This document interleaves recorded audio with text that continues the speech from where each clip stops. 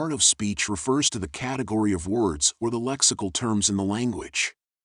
Examples of these lexical terms in the English language would be noun, verb, adjective, adverb, pronoun, preposition, etc. The process of assigning these tags to the words of a sentence or your corpus is referred to as parts of speech tagging, or PoS tagging for short. Because PoS tags describe the characteristic structure of lexical terms in a sentence or text, you can use it to make assumptions about the semantics. The idea is that the likelihood of the next word's parts of speech tag in a sentence tends to depend on the parts of speech tag of the previous word. This is also known as part of speech dependencies. What are Markov chains? They're a type of stochastic model that describes a sequence of possible events. To get the probability for each event, it needs only the states of the previous events. The word stochastic just means random or randomness. So a stochastic model incorporates and models processes does have a random component to them. A Markov chain can be depicted as a directed graph. The circles of the graph represent states of our model. A state refers to a certain condition of the present moment. Markov chains and PoS tags. In NLP, we can think of PoS tags as states in the Markov chains model. The edges of the graph have weights or transition probabilities associated with them which define the probability of going from one state to another. Markov property, which states that the probability of the next event only depends on the current events. The Markov property helps keep the model simple by saying all you need to determine the next state is the current states. It doesn't need information from any of the previous states. Transition matrix. A transition matrix is a table equivalent, but more compact representation of a Markov chain model. It stores the states and transition probabilities. A transition matrix is an n by n matrix with n being the number of states in the graph. The row represents the current state PoS. The columns represent the possible future states that might come next.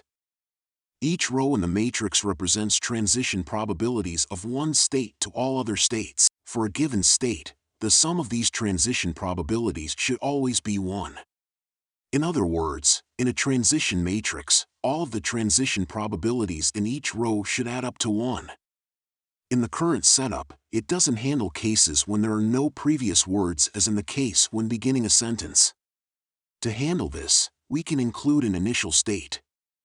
Then the transition matrix has dimension of n plus 1 by n, for example see below. Hidden Markov model. Hidden Markov model implies the states are hidden or not directly observable. In this case, the hidden states are part of speech of the word. Emission probabilities. In addition to the transition probabilities in Markov chains model, the hidden Markov model has additional probabilities known as emission probabilities. Emission probabilities describe the transition probability from the hidden parts of speech hidden state to the words of your corpus. Each row is designated for one of the hidden states. A column is designated for each of the observables, or words. Each row sums up to 1. Calculating probabilities. Prepare the corpus. In order to be able to calculate the correct transition probabilities, we need to do some preparation to the corpus, such as add the start token to each line or sentence in order to be able to calculate the initial probabilities. Transform all words in the corpus to lowercase, so the model becomes case-insensitive. Take out some punctuations, special characters that don't have important meanings, stop words, etc. Transition probabilities. To calculate the transition probabilities, you actually only use the parts of speech tags from your training corpus. The transition probabilities with smoothing equals $p, t underscore I, t underscore I1 equals backslash frac, c, t underscore I1, t underscore I, plus backslash alpha, c, t underscore I1, plus backslash alpha asterisk n, $. For example, populating the transition matrix. The rows in the matrix represent the current states. The columns represent the next states.